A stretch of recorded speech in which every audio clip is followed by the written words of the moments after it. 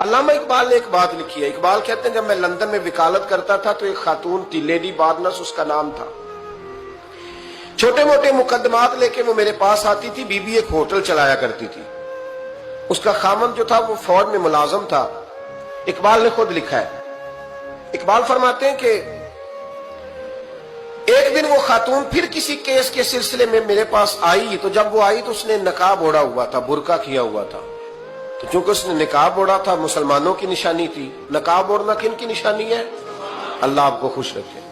تو کہتے ہیں وہ نشانی چونکہ اہل اسلام کی تھی تو مجھے تجسس ہوا.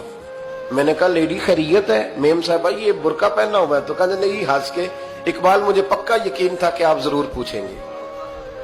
تو میں نے کہا اچھا تو یہ برقع؟ تو کہنے لگی الحمدللہ میں مسلمان ہو گئی.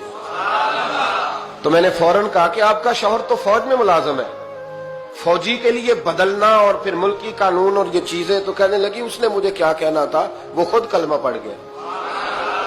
تو کہتی ہیں میں اور متجسس ہوا. وہ کیس کی بات کرتی تو میرا تجسس بڑھ گیا. میں نے کہا تو کیس چھوڑ یہ بتا کلمہ کیسے پڑھا؟ تو کہنے لگی اقبال اصل بات یہ ہے کہ میں نا بے اولاد تھی, خامد بھی بڑے اچھے پیسے کماتا, میں خود بھی ہوٹل چلاتی, پر ڈپریشن اور ٹینشن اور بلا وجہ کی پریشانیاں جان نہیں چھوڑ. یہ ٹینشن اور ڈپریشن کا نا مجھے عربی ترجمہ کوئی نہیں ملا. یہ ڈپریشن اور ٹینشن کا نا میں نے تلاش کیا ہے, لیکن مجھے عربی لغت کے اندر ان کے معنی مجھے لگتا ہے کہ اس زمانے میں یہ چیزیں تھی ہی نہیں. ہوتی تو ان کا کوئی نام بھی, یہ آج ہے نا تو اس لیے آج کے زمانے میں ہی نام ہے مفت کا, مفت کی پریشانی.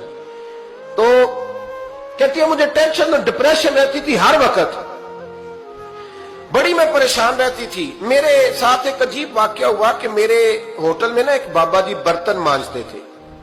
بوڑھے آدمی تھے, 70 سال کے قریب عمر تھی. ان کا ایک بیٹا تھا, ایک بہو تھی, ایک پوتا تھا, لیکن وہ بیچارے بیٹا بیمار رہتا تھا تو لہذا وہ خود مزدوری کرتے. کہتے ہیں ایک دن وہ بابا جی میرے پاس آئے, کہنے لگے میم صاحبہ 2-4 دن کی چھٹی چاہیے. تو میں نے کہا خیریت ہے؟ کہنے لگے میڈم میرا بیٹا فوت ہو گیا. بیٹا, آپ کو پتہ ہے باپ کا جنازہ پڑھنا آسان ہے, بیٹے کا جنازہ اٹھانا بڑا مشکل کام. کہتی ہے میں کچھ لکھ رہی تھی, میرے ہاتھ سے قلم گر گیا. میں نے خود گاڑی بھیجی, بابا جی گاؤں چلے گئے جہاں وہ رہتے تھے. کہتی 2-3 دن کے بعد میں اور میرا شوہر گئے تو رستے میں ہم باتیں کر رہے تھے کہ کیا تعزیت کریں گے. ایک ہی بیٹا تھا, کوئی رشتہ دار بھی نہیں, تو اس کی تو کائنات اجڑ گئی. کن لفظوں سے اسے تعزیت کیا کہیں گے؟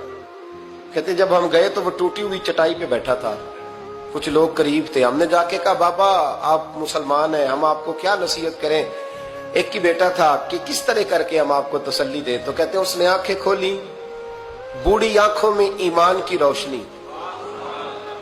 کہنے لگا بی بی کیا تعزیت کی بات کرتی ہو, میں نے کوئی پیسے جمع کرا کے بیٹا لیا تھا, خدا نے فضل سے دیا تھا, عدل سے لے گیا ہے.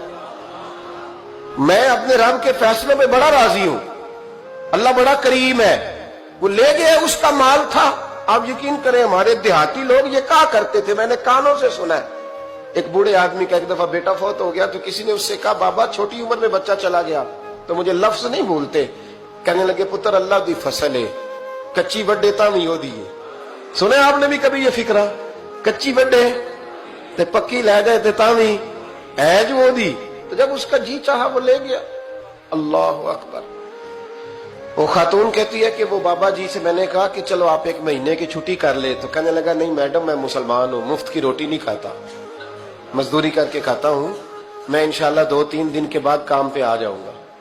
کہتے ہیں وہ چند دنوں کے بعد آ گیا. اللہ کی قدرت کے ابھی 2-3 ماہ گزرے تھے, پھر آیا. میڈم چھٹی چاہیے کچھ دنوں کی. میں نے کہا خیریت ہے؟ کہنے لگے وہ میری بہو بھی ہارٹ اٹیک سے فوت ہو گئی.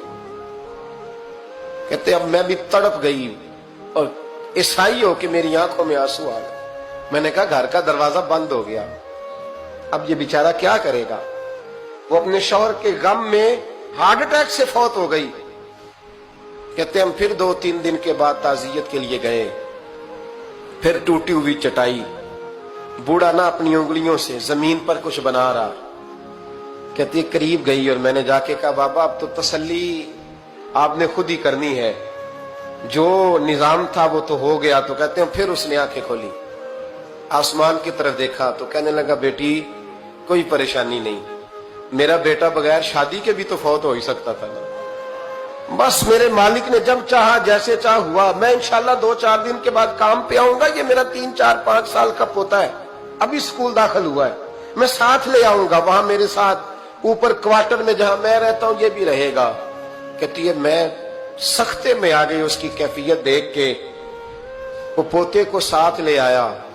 कभी कभी मैं देखती छत पे खड़े होके कि दादा घोड़ा बना हुआ है और पोता सवारी कर रहा है।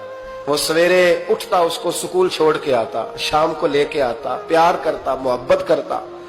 तीसरी मंजिल पर हमने क्वार्टर दिया हुआ था, वहां दादा पोता रहते।